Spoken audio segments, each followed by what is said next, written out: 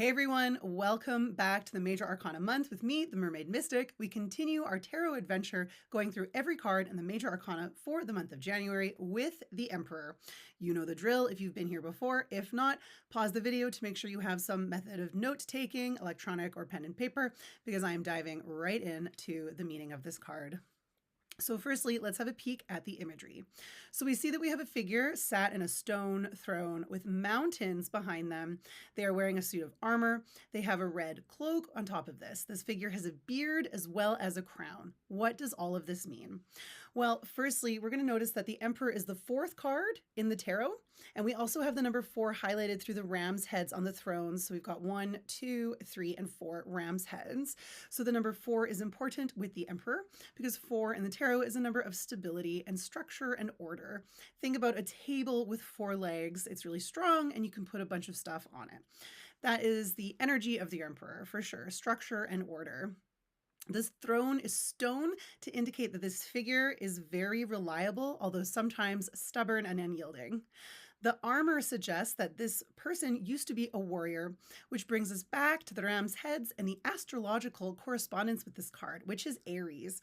So Aries is the youngest sign in the zodiac. It's the go-getter. It's independent. Aries is about I am. That is their line in astrology. And they're also, as we said, the warrior, but this would be, think about the wise warrior. So this is a figure who is no longer fighting, but has learned so much and is now in a position to lead. The beard indicates life experience, and you will see that again in the tarot. So this is a figure with life experience. They have earned their position of leadership with the emphasis of being a warrior. Think about warrior not in like a modern sense of just attacking or fighting, but as a figure who is of service to their community. This figure would have been very disciplined. It would have been important to stay fit and strong and know how to do what they're doing very well, not out of ego, but again, out of service, so that they could be of service to those with whom they were fighting, as well as of service to the community. They can be counted on, they can be depended on because they work hard, they become very good at what they're doing, and they are disciplined. All of these energies are present in the Emperor. With the energy of Aries comes Mars, because Mars is the ruling planet of Aries. This now brings us back to alchemy and the alchemical references here in the Emperor. So Mars in the tarot is associated with who's known as the Red King. We discussed the White Queen when we explored the Empress. We are now meeting her counterpart, the Red King. So the Red King has to do more with future focused. So if the Empress is content in the present moment, the Emperor wants to strategize and plan for the future. So their eyes are further ahead. They're making plans, they're strategizing, they want to be successful. They want to grow. They want to expand. Aries is associated with the element of fire, and fire wants to expand and grow, which we will see in the suit of wands. The Red King is also about, again, that structure and that order and logic. So this is someone who wants to learn more intellectually. This is an energy that liked to research some studies. And remember, with the Empress, it was more about storytelling and metaphor and dreaming. This is now where we get into kind of like, the logic and the studies. And once again, it's not about which one's better or worse. It's that they're both needed. Both are needed. So in the Emperor, that's where we're leaning towards. With Mars, the other thing with Mars is that Mars wants to separate. So Venus's presence in the Empress, Venus wants union. Venus wants to connect. Mars wants to separate. So the healthy way that we can experience this energy of separation is by separating out what is good for us and what is not. Coming back to the future focus, the leadership, the discipline, and the structure. We can separate what holds us back from that and what supports this. And alternatively, then, when we have more energy and discipline and structure, they do give us more gifts. So it is this beautiful cycle. So in the Emperor, that's more what we're focused on. The Empress was art and beauty and pleasure and feelings and emotions. The Emperor is much more logical and puts their feelings to the side.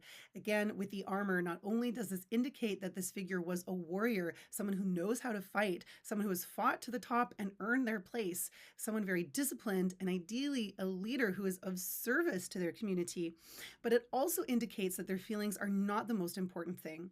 So here, it's not emotions that are coming through so much, but more logic. Now we have the mountain and the stone throne. Again, these indicate someone with a very solid foundation. Remember the beard. They have earned this position of leadership. However, again, it makes them immovable, so they could be a little bit stubborn. Just remember with the tarot cards, there's no good or bad cards. They each have different challenges and gifts. So in the Emperor, the gifts of the Emperor are more confidence. The red is passion and vitality. So we can have passion and a lot of energy with discipline, with focus, right? And in fact, that can be a very powerful combination. With the Emperor, we know we can be reliable. Others can rely on us. We can rely on ourselves. We have routines that strengthen us. We have a sense of order that helps us to be the best that we can be, not only for ourselves, but for others. Then, of course, you could look at the shadow side, depending on how the card shows up in your spread. And this could be someone who is too stubborn and is holding back any kind of emotion or connection. But again, time and place for everything. Sometimes it is important to put on the suit of armor and put our feelings aside. Lastly, with Aries, Aries is a leader. So when the Emperor appears, we are not waiting to be told what to do. We're not looking to follow someone else. We are taking charge. So we are taking charge, but in a very structured, confident way. This is not a card of timidity at all. We are planning to succeed. We are planning to have a powerful future, and we are putting in those routines and those structures that are going to support us in order for us to achieve whatever it is we want to achieve. The Emperor ideally is a leader who is of service to their community. So this is a healthy expression of authority. You can understand the Empress and the Emperor in a really cool way. Sometimes I'm like mommy and daddy. I'm just being a bit cheeky, and that's a little simplistic.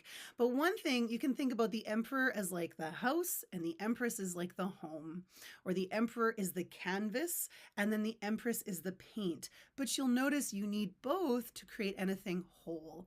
So just always reminding these are energies present in every single one of us, and the path to wholeness, as well as the path to the Philosopher's Stone and alchemy, is through marrying the Red King and the White Queen.